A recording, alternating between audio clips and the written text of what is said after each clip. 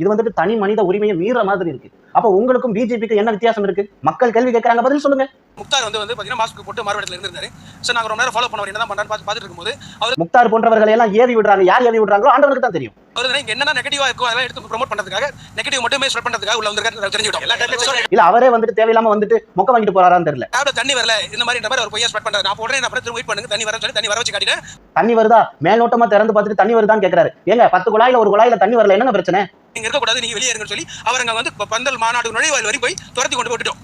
எதெல்லாம் வந்துட்டு தேவையில்லாததோ, எதெல்லாம் வந்துட்டு நம்ம நெகட்டிவா ஒரு கமெண்ட்ஸ் எடுக்க முடியுமோ அதையெல்லாம் மாஸ்க் போட்டுட்டு வந்துட்டு முக்தார் வந்துட்டு திரட்டிட்டு போறாரு. அவர் எப்படி செம்பு அடிப்பாரு, எப்படி செம்பு தூக்குவாரு எல்லாம் உலக அறிந்தது.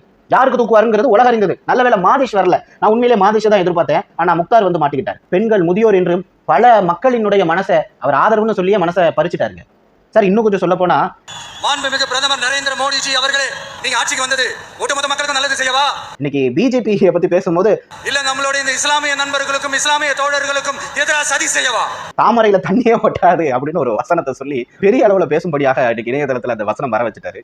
குட்டிகரணம் போட்டாலும் தாமரை இலையில தண்ணியே ஒட்டாது. தமிழக மக்கள் மட்டும் எப்படி ஒட்டுவாங்க? உண்மையில்